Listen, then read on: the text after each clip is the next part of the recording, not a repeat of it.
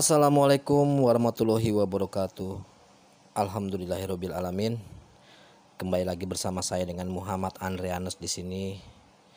Kali ini video saya hanya sebatas recording ya.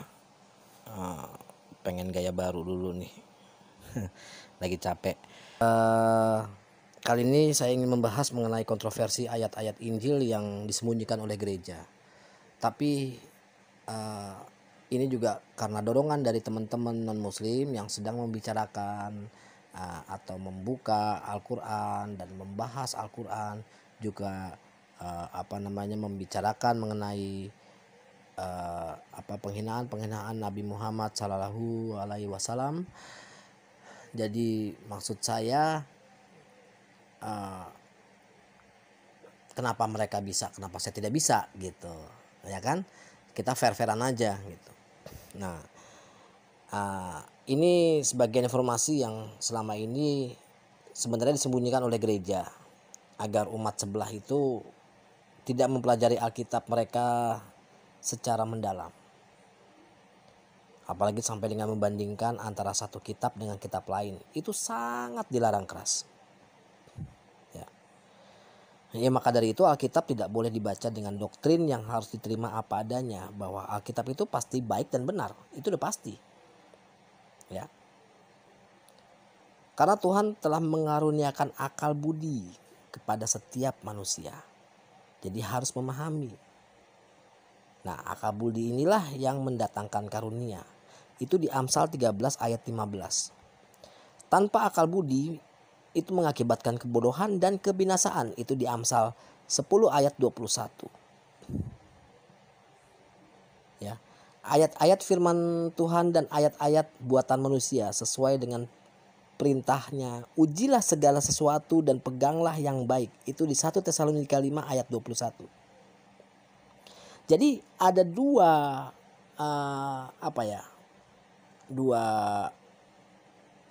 versi. Jadi ada ayat-ayat yang memang benar-benar dari firman Allah, juga ada ayat-ayat yang dibuat oleh manusia. Kita kasih contoh itu ayat-ayat ilahi dulu lah, ya. Seperti Tuhan itu esa, atau kita bisa sebut monoteisme, ya. Itu only one God, hanya satu Tuhan, tidak ada yang lain, bukan trinitas. Tauhid Nabi Musa itu di Ulangan 4 ayat 35 dan Ulangan 6 ayat 4, Ulangan 32 ayat 39. Ya. Tauhid Nabi Daud di 2 Samuel 7 ayat 22, Tauhid Nabi Sulaiman 1 Raja-Raja 8 ayat 23. Tauhid Nabi Yesaya di Yesaya 43 ayat 10 sampai dengan 11, Yesaya 44 ayat 6, Yesaya 45 ayat 5 sampai dengan 6, Yesaya 46 sampai dengan 9. Juga tauhid Yesus, Markus 12 ayat 29, Yohanes 5 ayat 30, Yohanes 17 ayat 3. Ya. Seperti video-video sebelumnya saya mengatakan bahwa Yesus itu bukan Tuhan. Memang benar bahwa Yesus itu bukan Tuhan karena banyak sekali kalimat-kalimat utusan bagi Yesus itu sendiri. Saya nggak mau membacakan ayat-ayatnya segala macam. Silakan Anda yang membuka sendiri, Anda yang membaca, Anda yang tahu. Jadi bukan namanya saya buat-buat. Tidak saya buat-buat, jadi biar kalian tahu ayat-ayatnya. Silakan baca, jadi biar tahu. Karena kan mereka berpikir bahwa saya itu telah membolak-balikan fakta segala macam. Ini fakta loh. Ya. Kayak Yesus bukan Tuhan itu ada di Yohanes 10 ayat 29. Yesus lebih kecil daripada Tuhan. Silakan baca. Terus Tuhan lebih besar daripada Yesus. Yohanes 14 ayat 28. Dan sebenarnya di Markus 16 ayat 19 atau Roma 8 ayat 4 bahwa Yesus duduk di sebelah kanan Allah Bapa. Itu sudah membuktikan bahwa Yesus itu bukan Tuhan karena beliau duduk di sebelah kanan Allah Bapa. Jika beliau adalah Tuhan, dia pasti duduk tidak di sebelah kanan Allah Bapa, tapi di tengah-tengah tempatnya. Ya, sebenarnya sudah membuktikan sebenarnya satu itu. Dan Yesus berdiri di sebelah kanan Tuhan. Itu di Kisah Para Rasul 7 ayat 56. Allah tahu kapan datangnya kiamat, tapi Yesus tidak tahu. Itu di Matius 24 ayat 36. Silakan baca. Jika memang Yesus Tuhan, pasti Yesus tahu. Ya kan, pasti ini banyak lagi alasannya. Oh, karena Andre begini. Jangan baca setengah-setengah. Enggak, saya bukan baca setengah-setengah. Masih banyak ayat-ayat yang sebenarnya saya masih ungkapkan. Ya. Yesus bersyukur kepada Tuhan di Matius 11 ayat 25, Lukas 10 ayat 21. Yesus berteriak memanggil Tuhan. Matius 27 ayat 46, Markus 15 ayat 34. Yesus menyerahkan nyawanya kepada Tuhan. Lukas 23 ayat 46 sampai dengan 4. Lukas 23 ayat 44 sampai dengan 46. Yohanes 19 ayat 30. Ya. Yesus adalah utusan Tuhan. Itu di Matius 15 ayat 24, Markus 9 ayat 37, Yohanes 5 ayat 24. Banyak lagi. Ya.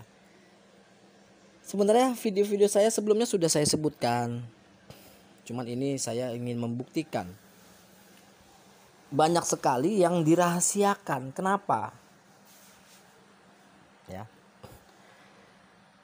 Itu ayat-ayat ilahi loh.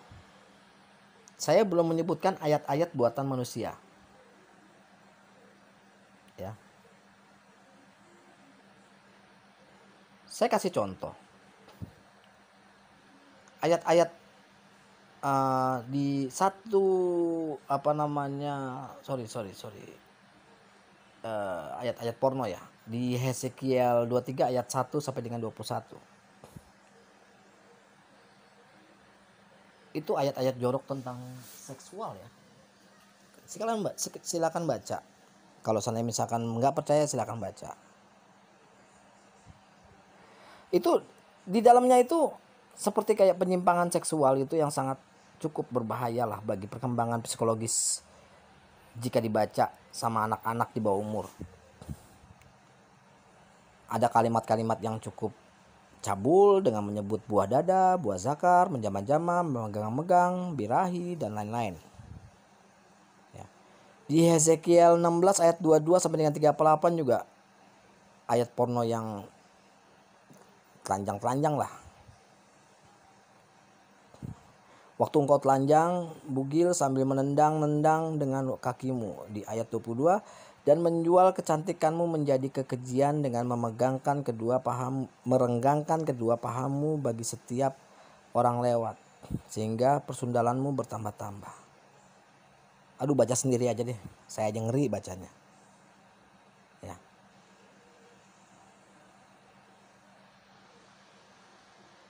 Itu saya nggak baca semuanya, itu silakan dibaca. Di Ulangan 23 ayat 1 sampai dengan 2. Bahwa Tuhan menyebut buah pelir. Emang artinya begitu, Andre? Iya, gue tahu. Emang artinya itu. Cuman ini sebenarnya tuh ada batas-batas lah bahasanya. Ya kan? Ya, asal usul onani juga ada di Kejadian 38 ayat 8 sampai dengan 9. Itu bisa dibaca. Ya.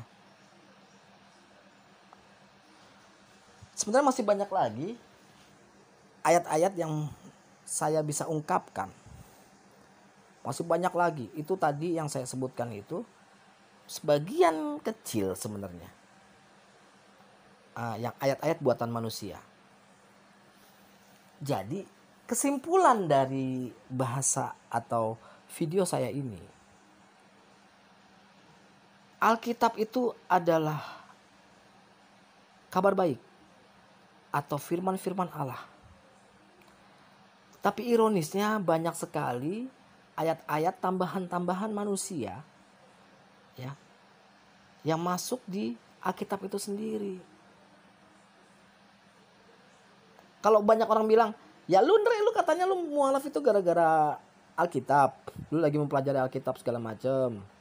terus bahwa apa namanya dari situ terlihat, oh kenapa kok umat muslim yang menjalankannya. Nah, saya melihat dari ayat-ayat yang memang ayat-ayat ilahi, ya, yang namanya ada perintah-perintah Allah, tapi umat muslim yang menjalankannya. Saya nggak menggubris masalah ayat-ayat joroknya, gitu. Jadi jangan menilai hal buruk dulu, ya kan? Silakan dibaca ayat-ayat itu supaya kalian juga tahu isinya apa. Nggak usah namanya saling apa namanya di situ, wah ngomongin Islam tuh begini. Jangan. Banyak sekali ya orang-orang berpikir bahwa Alkitablah yang benar, bla bla segala macam. Memang Alkitab itu ada sebagian ayat-ayat ilahi, tapi ironisnya masih dicampur adukan oleh ayat-ayat manusia. Kenapa saya bilang kayak begitu? Ya banyak juga teoritis, banyak juga pakar-pakar yang membahas mengenai Alkitab. Saya juga baca, pasti kalian juga baca artikelnya. Nggak mungkin saya juga hanya baca doang, cuman saya doang nggak. Silakan dicek, silakan dilihat, silakan ditelaah. Jadi saya bukan bullshit, saya bukan memputerbalikan fakta, enggak. Ya. Jadi untuk para non muslim, jika ingin menampar harus terima untuk ditampar balik. Ya, untuk muslim yang ingin murtad berpikir 20 juta, 30 juta, bahkan ratusan juta kali untuk pindah ke murtad. Berpikir lebih dahulu. Ya. Saya mohon untuk saudara muslim berpikir secara jernih. Oke, nanti akan saya lanjutkan dengan beberapa video lagi, ya kan, dan artikel-artikel baru untuk supaya kalian bisa memahami. Ya, jadi jangan takut jika Islam dihina segala macam. Kita kasih tauin aja mereka, nih loh begini. Gak usah kita marah-marah atau apa. Nih loh begini gitu aja. Oke, terima kasih. Wassalamualaikum warahmatullahi wabarakatuh.